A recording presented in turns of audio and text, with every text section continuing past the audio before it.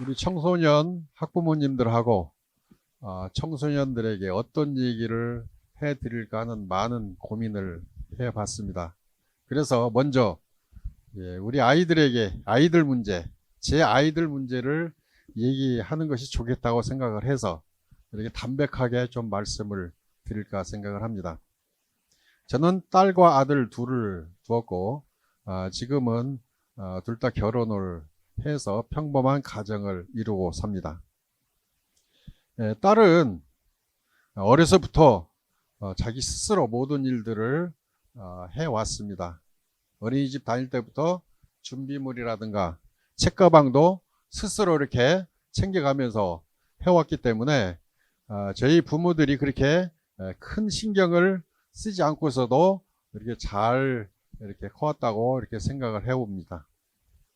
그런데 고등학교를 졸업하고 대학을 가야 될 시기에 고민이 생겼습니다. 저희 딸이 미술을 굉장히 좋아합니다. 집에 달력이 있으면 빈 공간에 이 초등학교 어릴 때부터 그림을 막 온통 전부 다 그려왔습니다. 그래서 하루는 저희 후배가 1년이라고 하죠. 1000장인가 1200장 A4 용지 그걸 사와가지고 그 아이에게 우리 딸에게 준 적이 있습니다. 그것을 한 해 겨울 동안 거의 거기다가 그림을 그린 적도 있습니다. 이렇게 그림을 좋아하기 때문에 우리 딸은 당연히 미술학과에 가기를 원했습니다. 아시다시피 제가 사회운동가로서 경제적으로 여력이 없기 때문에 제가 알고 있는 미술학과는 돈이 상당히 많이 들어간다고 이렇게 알고 있습니다. 재료비라든가 각종 준비물 때문에 보통 학과에 배 이상 가까이 들어가기 때문에 저희 집의 경제력으로서는 도저히 가르칠 수가 없다고 생각해서 딸 아이를 설득을 좀 했습니다. 우리 집 형편이 이러니까 네가 대학원에 가서 미술을 전공해서 하면 좋지 않겠느냐. 일단 대학은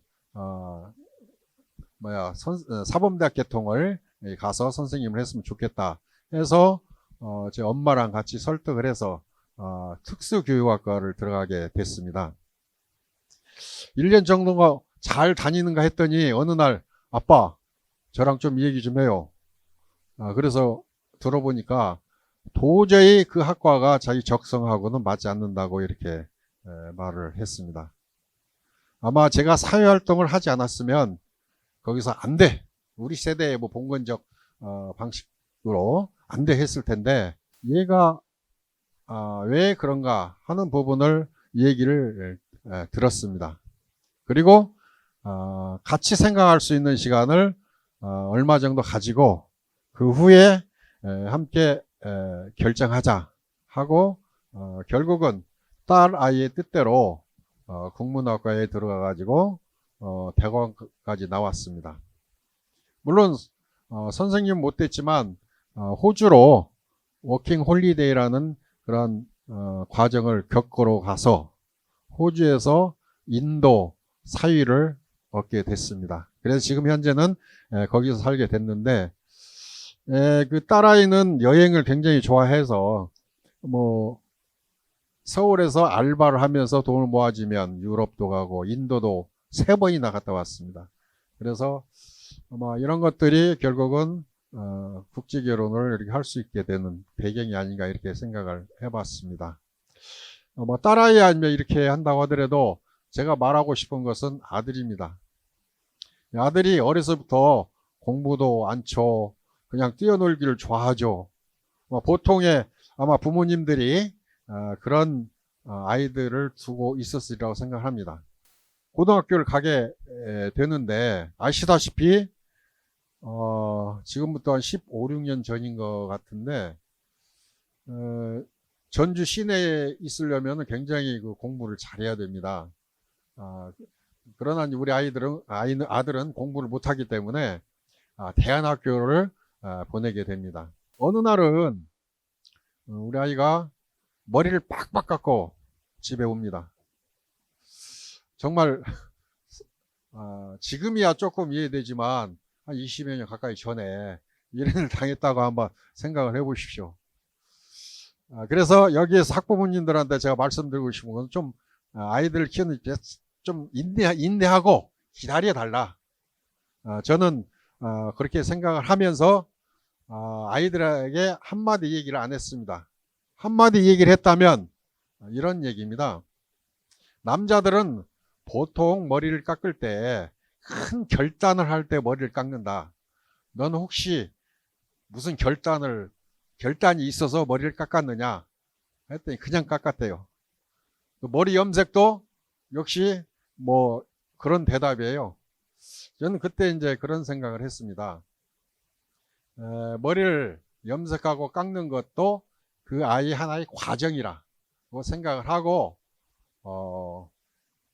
얘기할 수 있는 환경, 소통할 수 있는 그런 환경을 만들어 주는 것이 좋겠다 해서 아이가 좋아하는 뭐 짜장집도 가서 얘기도 하고 여름에는 때로는 1박 2일 아들하고 가면 둘이 해서 캠핑도 다녀보고 하면서 아이들의 친구가 되어주고 얘기할 수 있는 조건을 만들어 준 것이 그나마 지금 평범한 가정으로 살 수 있는 계기가 되지 않았을까 이라는 생각을 해봅니다. 돌이켜보면 뭐 어떤 아이 키우는데 정답은 없겠죠. 그러나 아이들과 계속 소통하고 또 하나의 그 큰 의미로 보면 협력 관계죠. 저는 선생님들이나 학부모들이 서포트 역할을 해줘야 된다고 생각을 합니다. 아이들이 스스로 갈 수 있도록 이렇게 옆에서 잘 도와주고 해주는 역할이야지 끌고 가는 역할이 되어서는 안 된다고 이렇게 생각을 해 봅니다. 어떻든 간에 이런 과정을 겪으면서 우리 지금의 학부모들도 여러 가지 고민 지점이 많을 거라고 생각을 합니다. 어떤 교과 과정 속에서의 학습 능력을 높여주는 이런 문제가 가장 크겠죠. 그럼 다시 한번 생각을 해봅시다. 만약에 날마다 학교를 지금이야 코로나 전국이 있어가지고 조금 그렇지만 학교를 가면서 아이들 뭐 한두 명 있을 때 도시락을 계속 싼다고 생각을 해보셔요. 얼마나 힘들겠습니까? 공부하는 아이들한테 소홀히 할 수도 없고 매번 반찬 신경 써야 되고 역시 여성 농민들도 마찬가지였습니다. 그래서 학교 급식 운동이라는 것을 이렇게 알리게 되는데 여성 농민들이 농사 지면서 아이들 그 당시에는 아이들이 많았죠. 그러니까 도시락을 몇 개씩 싸야 되는데 이러한 고단함을 어떻게 해결할 것인가에 대해서 토론을 해가면서 그러면 이것은 교육 담당 관청에서 학교에서 정부에서 학교 급식을 해줬으면 좋겠다는 이러한 결론에 도달하게 됩니다. 그래서 여성농민회가 제안하고 남성농민회가 같이 하고 시민사회단체들이 함께 해서 여러분들이 지금 알고 있는 무상급식 운동이 전개가 됐던 것입니다. 앞으로 학교급식 운동의 과제라고 하면 친환경 무상급식입니다. 여러분들 학부모들 그 학교에서 보면 친환경 쪽으로 이렇게 이제 가고 있는 방향은 맞습니다. 그러나 양념류를 한번 보십시오. 우리나라 시금치에 수입산 참기름 들기름으로 해버리면 그게 국산입니까? 수입산입니까? 지금 현실이 그렇습니다.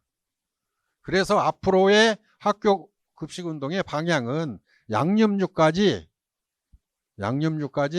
우리 농산물을 하자는 것이고 그 과정에서 교육청 예산으로는 부족하니까 지자체의 협조를 얻어서 정말 잘하는 우리 아이들에게 건강한 먹거리를 제공해야 될 책임이 우리 성인들에게 있다라고 이렇게 생각을 해봅니다. 우리 학부모님들의 제일로 큰 고민은 어느 대학에 어떻게 진학시킬까 하는 고민일 거라고 생각을 합니다. 저는 그 프랑스가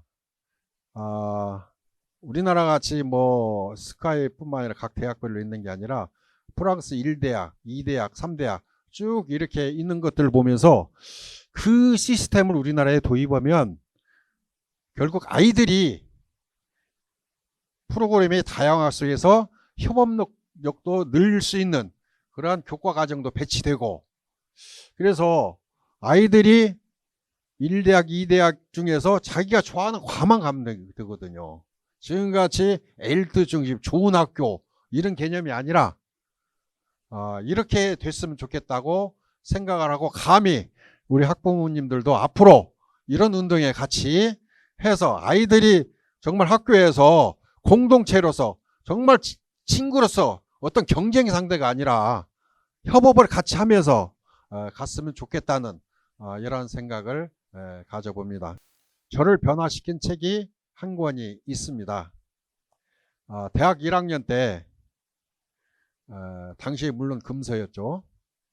해방 전후사의 인식이라는 책을 접하면서 우리가 알고 있는 유명 인사들, 소설가들, 시인들, 정치인들이 거의 대부분이 친일파였고 반민족 부역자들이라는 사실을 알게 됐습니다. 그래서 거기서부터 역사 정의를 알았고, 더 나아가서 공부를 하기 시작하면서 사회 정의를 위해서 제 몸을 함께 하겠다고 생각을 했습니다. 그래서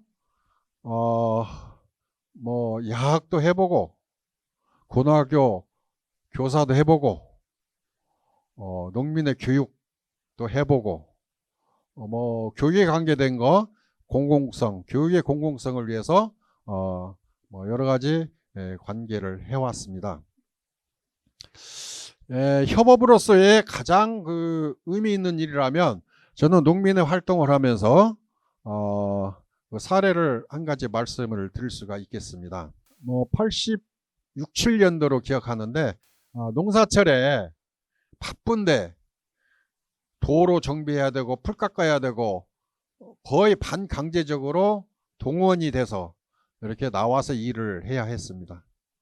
민주주의 사회에서는 일을 시켰으면 거기에 상당한 임금을 줘야 됩니다. 그런데 그 당시에 이장이라든가 면 직원들이 나와서 이렇게 일을 시키고 했었습니다. 그래서 우리는 그 부당함을 알고 그 법조항을 공부하기 시작했습니다. 각자 저 같은 경우에는 육법점서를 준비해오고, 어떤 사람은 종이를 준비해오고, 어떤 사람들은 펜을 준비해오고, 각자 역할 분담 속에서 공부를 해서 거기에 해당되는 법조항을 찾게 되고, 그 당시에 그 전라도 도지사님이 황인성 도지사였습니다. 질의서를 보냈습니다. 질의서를 몇 번 보내고 한 6개월 정도 오고 가는 과정에서 드디어는 앞으로는 강제 부역을 하지 않겠다라는 공문을 받게 됐습니다. 그래서 우리 회원들이 저녁마다 모여서 대자보를 썼습니다. 대자보 아시죠? 그 밑에 공신력을 높이기 위해서 복사를 해서 붙였습니다. 그것을 마을마다 회관 옆에다 붙이면서 비로소 전라북도의 강제 부역이 없어졌습니다. 전라북도만 없어도 되겠습니까? 그래서 총회에다가 이런 사례를 올려서 결국은 전국적으로 없어진 어떤 사례가 되겠습니다. 이렇게 조그마한 한 농촌 마을에서, 농촌 지역에서 일어난 것이 전국화되고, 이런 과정이 저는 협업의 극치라고 생각하고 종합예술이라고 그렇게 표현을 했습니다. 마지막으로 제가 제 철학이라고 이렇게 생각됐는데 다 아시리라 생각합니다. 이게 뭐죠? 예, 평화의 평자는 저울입니다. 평등할 평자. 이 여덟 팔자가 옆으로 나가면 저울의 양쪽에 형평을 맞추는 추가 됩니다. 화자는 벼 화자의 입부입니다. 벼가 뭡니까? 밥이죠. 쌀이죠. 제가 어렸을 때 서당을 다녔는데 그 선생님이 이 얘기를 해줬는데 지금까지 잊지 않고 있습니다.